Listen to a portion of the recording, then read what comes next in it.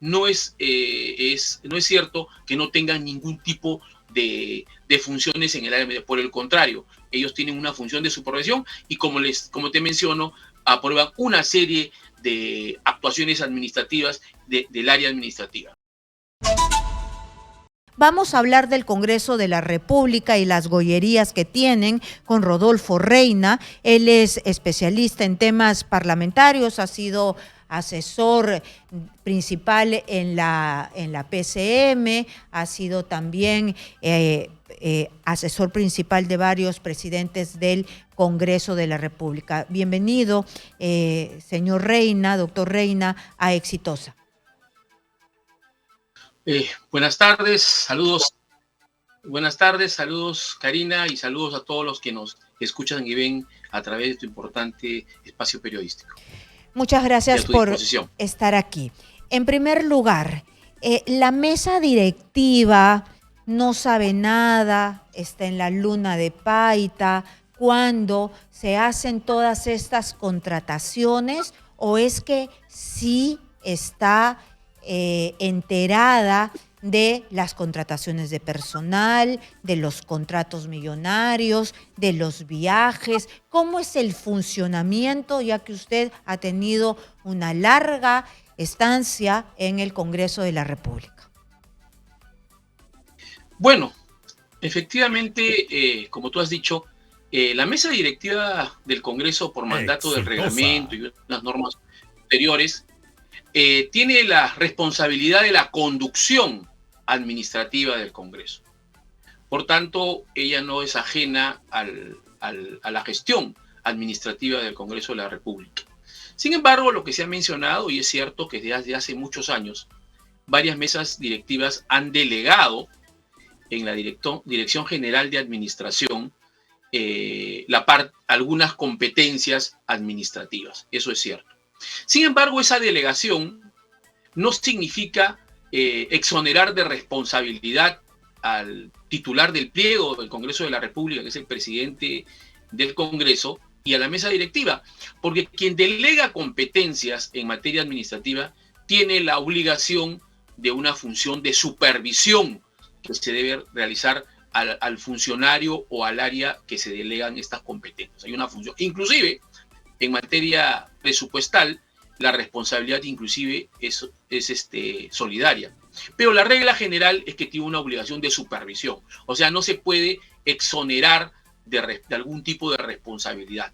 Más aún cuando, como nosotras sabemos, la mesa directiva, lamentablemente, y eso yo no comparto esa opinión y debe cambiarse, es que la mesa directiva participa en la autorización de los contratos de personal, nombra personal, renueva contratos de póliza de seguros, por ejemplo, fija las remuneraciones de los expresidentes del Congreso cuando tienen la posibilidad de ingresar a laborar, y en fin, se encarga de aprobar una serie de actos administrativos, lo cual es un riesgo, porque al último estas decisiones administrativas, por ser un poder legislativo, un poder con una connotación política relevante, al último, la irregularidad administrativa asume una connotación política que pone en riesgo la legitimidad del Congreso y del sistema democrático en su conjunto.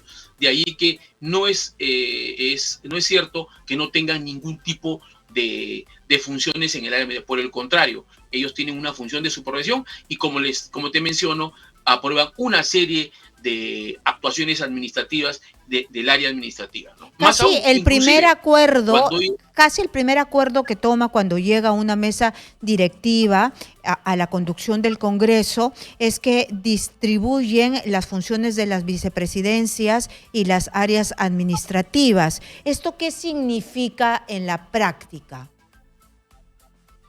Bueno, efectivamente, el primer acuerdo de la mesa directiva es generalmente distribuir las competencias entre las vicepresidencias, la primera, la segunda, la tercera.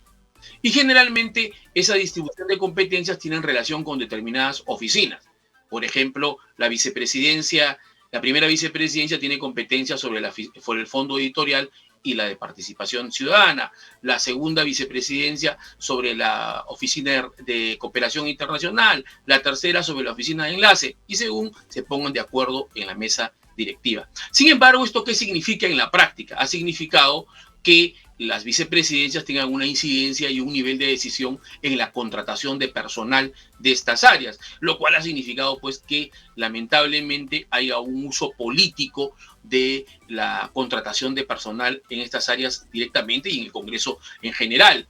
Por ejemplo, no es coincidencia que, por ejemplo, la vicepresidencia actual tenga las competencias del fondo editorial y la Oficina de Participación Ciudadana, y existan ahí como jefas de esas áreas dos destacadas excongresistas de un grupo político. Entonces, ahí vemos una muestra tangible de cómo el manejo administrativo del Doctor Congreso Reina, por eso es alto. que los periodistas cuando vamos al Congreso de la República nos topamos a cada rato con excongresistas, miembros de un partido político o que son miembros de un partido político, que fungen de asesores, que tienen puestos, que están ahí. Es por esto, porque en las vicepresidencias los ponen a dedo, no pasan por ningún concurso.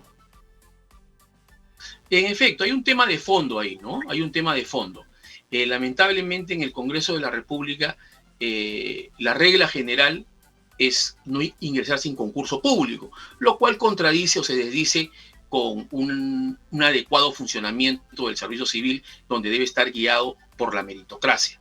Entonces lo que ha ocurrido, y creo que esto es expresión de la decadencia de la clase política, es que en estos últimos periodos parlamentarios se ha notado una fuerte énfasis en contratar a excongresistas, que inclusive en algunos casos son dirigentes o militantes destacados de los partidos políticos. Entonces eso se ha convertido en una forma indirecta de financiamiento público a los partidos políticos, porque sus dirigentes están contratados por el Congreso. Y si a esto sumamos que los partidos políticos representados en el Parlamento tienen un financiamiento público directo a través de la OMPE, de que en estos próximos 5 años van a ser alrededor de 78 millones de soles. Esto significa pues que esto erosiona porque genera una percepción de un uso particular o un uso que beneficia al partido político antes que debe ser el interés superior del ciudadano o el beneficio del ciudadano. Entonces, ciertos manejos administrativos adquieren una connotación política negativa. Claro, porque ya les dan plata y resulta que además de la plata, ellos a dedo están contratando a sus militantes. Entonces se engorda esa plata que les dan para el financiamiento de los partidos políticos. Pero necesito que se quede después de la pausa comercial para saber ¿cuánto personal es el que se ha contratado en esta gestión del señor Williams? Porque no es que no se ha contratado a nadie. Estamos nosotros enlazados vía Zoom con Rodolfo Reina, especialista en temas parlamentarios. Estamos hablando de todo lo que pasa administrativamente en nuestro Congreso de la República, que la mayoría de peruanos quiere que se vaya de una vez. Doctor Reina, usted me iba a contar cuántos trabajadores hay ahora más, ¿no?, en el Congreso de la República. Primero, dígame si hay suficientes trabajadores, hay déficit o hay demasiados trabajadores, y cuántos más hay en este periodo. Bueno, en principio creo que el Congreso de la República debe dar muestras de un manejo racional de los recursos públicos que se le asignan, ¿no? Teniendo en cuenta que sale del bolsillo de todos los peruanos. Creo que ese es el primer comentario. En segundo lugar, dando ya unos datos que puedan resultar relevantes, el Congreso de la República en el año 2001 tenía un presupuesto de 304 millones de soles.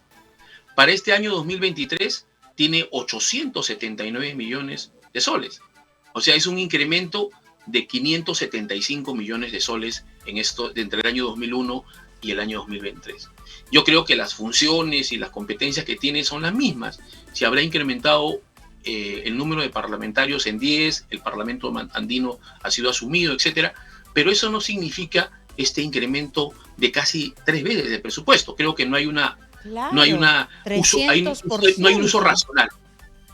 Claro, Así 300. es. Por Entonces, yo creo eso que, tienen plata como cancha y lo utilizan en banalidades. Algunas veces para no, los peruanos que hemos salido de una pandemia, que microempresarios, medianos empresarios, pequeños empresarios han quebrado, que hace falta para comer para 16 millones de peruanos que están, un día comen, el otro día no comen, son banalidades. Lo que hemos visto en una seguidilla de reportajes que ha expuesto el periodismo.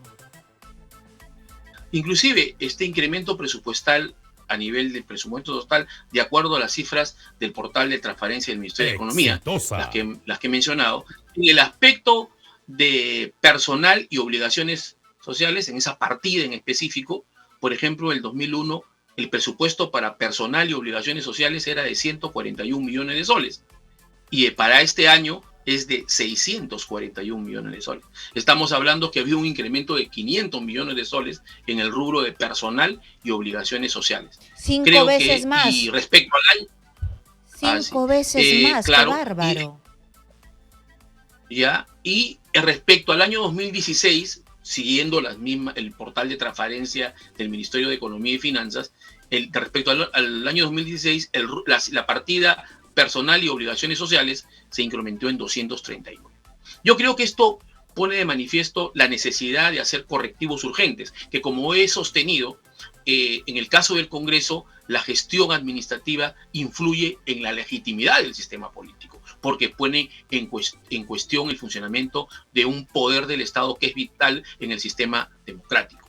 Desde el punto de vista del número de personal, de acuerdo al portal que también aparece en el mismo Congreso de la República, en julio del 2021, vale decir, al momento que nos dejó el otro periodo parlamentario, a julio del 2021, había 2.874 trabajadores, entre gente de la organización parlamentaria que son de confianza de los congresistas y las comisiones, mesas directivas, etcétera, y el servicio parlamentario. En total, habían 2.874 trabajadores, conforme al portal publicado por... cifras oficiales. Cifras oficiales, ¿no? Y luego, a enero de 2023, que es la última información que aparece en el portal del Congreso de la República, hay 3.360 trabajadores entre organización parlamentaria y servicio parlamentario. Esto nos da una diferencia de 486. O sea, teóricamente se ha incrementado en 486 personas. 486 trabajadores más en este año, en menos de un año de gestión de Williams. ¿Para qué? ¿Por qué? No, hay que precisar ahí que este cuadro comparativo que he hecho es a julio de 2021. O sea, comprende las dos administraciones, no solamente la del presidente actual, pero sin embargo denota el estilo o la forma como se está manejando la gestión administrativa, especialmente en el área de personal, ¿no? Yo creo que hay un incremento significativo que al menos no entendemos la racionalidad de ese incremento de número de personas. Yo creo que eran suficientes con las que ya teníamos. Pero, los cortes son de julio del 2021 a... desde julio del 2021 hasta enero del 2023. Ya, entonces hay dos gestiones y hay 486 trabajadores más. ¿Para qué? ¿Por qué? No se sabe en realidad por qué se ha incrementado. Nos tienen que dar alguna explicación de estos 486 trabajadores más, cuando bien sabemos que se ha hecho un estudio profundo de la calidad de las leyes y de verdad es paupérrima. Muchísimas